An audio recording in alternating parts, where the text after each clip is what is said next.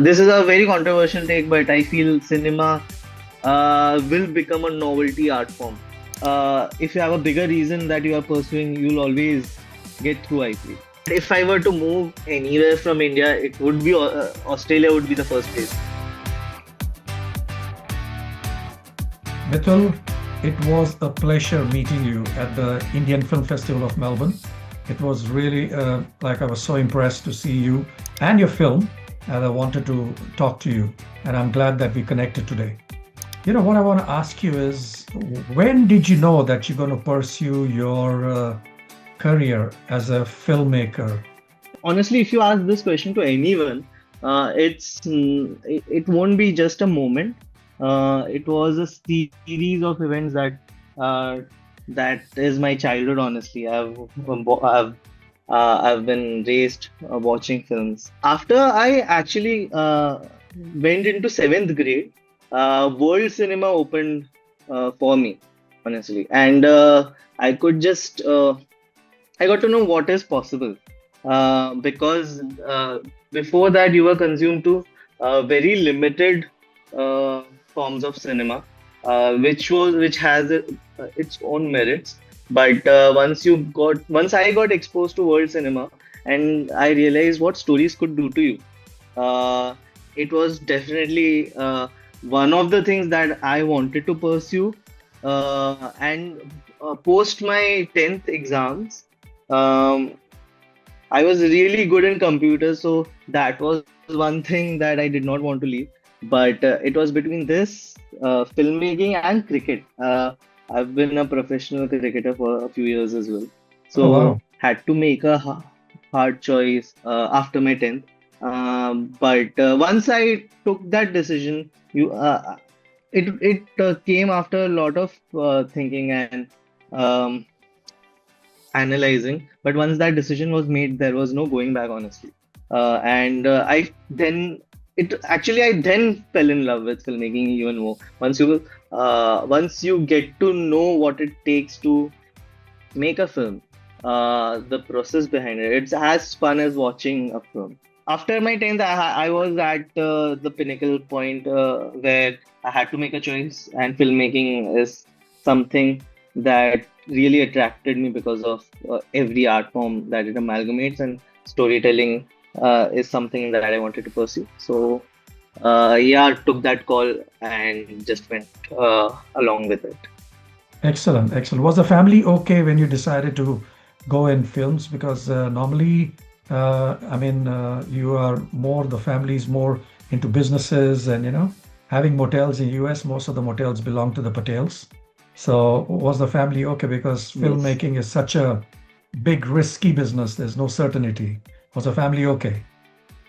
So yeah, I do come from a background where none of my family members, the entire elongated family, none of them have any remote connection to films as well. So again, I feel I had scored decently well in my 10th, and so they had confidence in me that whatever he'll do his best at least.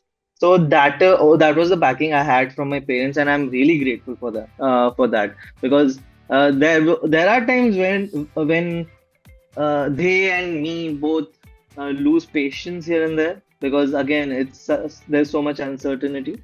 But they've always backed me, and I'm very privileged for it. You directed Mercy, your first debut film, at the age of 21. What gave you the courage to take such a heavy emotional story so early in your career? So I had this idea that actually the germ of the idea came from somewhere, and that germ just stuck, and I wanted to get that story out of me. So because and so many people who came along the way just resonated with it. Uh, so it wasn't a matter of courage, honestly. I just wanted to get something made, and people backed me. So it was the other way around. And about the topic, honestly, you never plan such things. You just again, for me, the reasoning is very different. To make any film, what do I want to say with that film? And that theme the message was so powerful that every challenge that came along the way, whether I was overwhelmed by everything, all went away because the reason behind it was much deeper, much bigger than me.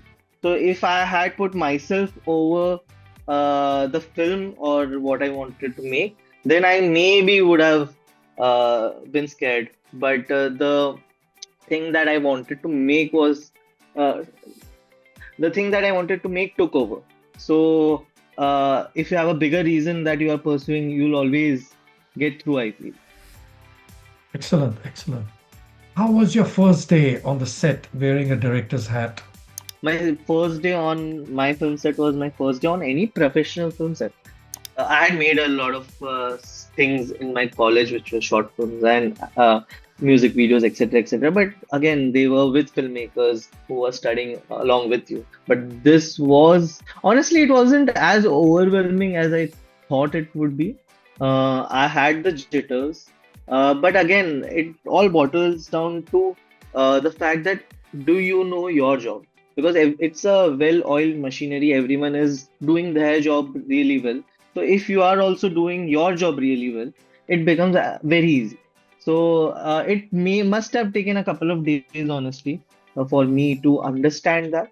But as soon as I did, it bottles down to two, three things. You need to communicate really well with your DOP, your chief AD, your actors, and that's it. All the prep, all the conversations had happened before with the other people. So on the set, you just need to be very cutthroat with what you need to do.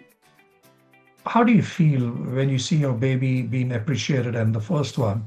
How do you feel when you get good reviews? Or is there anything that you're learning from the feedback you're getting? Definitely. Honestly, you learn. I've seen the film. I've lived the film for 3 years now, and honestly, I've gone through all the permutations and combinations. Yet, you learn so much more after hearing everyone talk about a film, give feedback. So it's a never-ending process. At the same time, honestly, I'll be very candid here. When people like your film, it's a good feeling. But again, you get over it very soon. If someone dislikes it, it stays. I've made the best film I could have with the best intention. So honestly, at this point, I cannot control what other people might think of the film. So I can just hope for the best and try to stay as neutral as possible. Uh, Even not get too elated when people love it. I'm really glad and happy and grateful for that.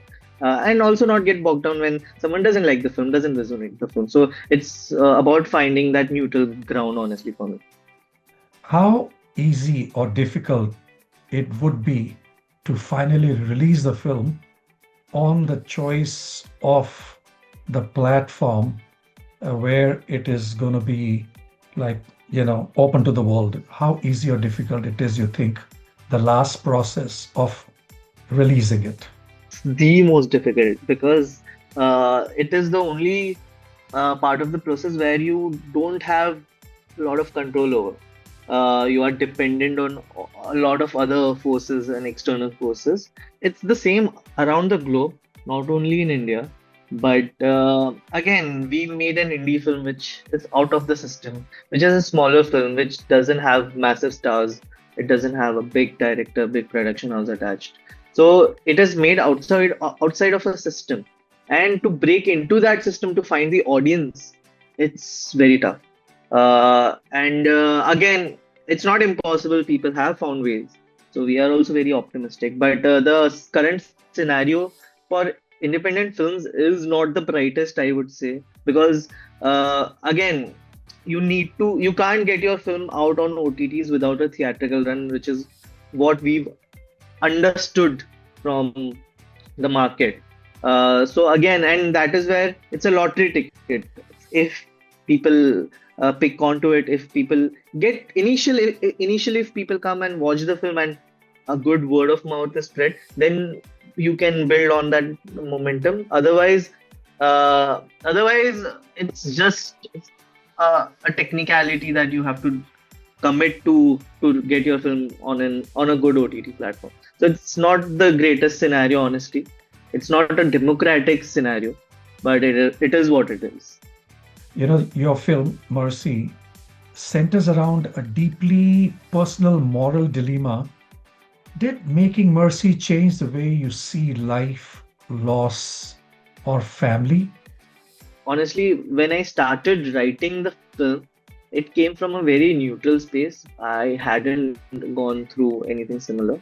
But while making it, when so many people get attached to the film because of personal reasons, because they have gone through something similar, you try and you become inevitably become more sensitive towards everything, not just your film, but their sensibilities. And it gives you a newer perspective. I've said this a million times that I would have made a slightly different film or a completely different film if I had made it 10 years down the line, because I would have been a different person 10 years down the line. I would have had different experiences. Not that right now my experiences uh, are not, there's no right and wrong, but it would have been a bit more personal. And also, that doesn't take away from the film. It is still something I'm really proud of, and I would honestly do it all over again if I were to go back a few years ago. After Mercy, what kind of stories are you most eager to tell? And how do you see yourself evolving as a filmmaker? Okay, so this is something that may not come across really well, but Mercy uh, wasn't a genre that I thought I'd get into before I started writing on it.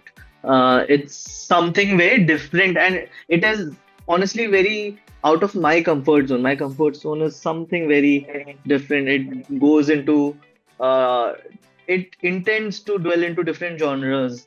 Uh, uh, Again, uh, I dwell a lot into uh, fantasy, sci-fi, um, inculcated with the human emotions, cath- cathartic human emotions. So again, it's a balance of how do I make people feel something, and how do I make people go wow and fascinate them. So the genre and the type kind of films, uh, everything will end at the end is dictated by the experience that I intend to give the audience. I'm honestly not burdening myself with any responsibility or an obligation. It's an opportunity for me to dwell into complex emotions, tell richer stories.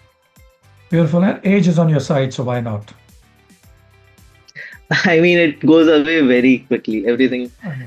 uh, I know. it time flies. AI, how do you see it's going to change the way films are made?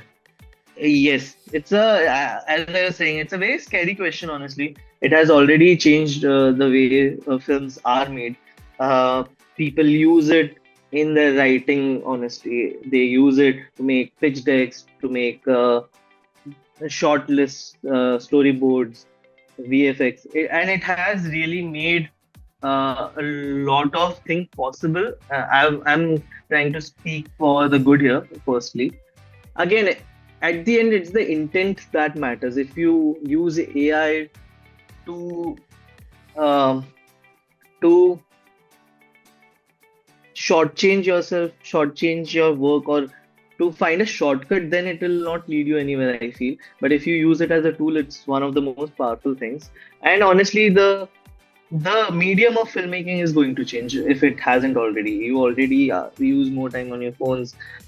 People don't go to cinemas as often. It is not a primary medium of entertainment anymore.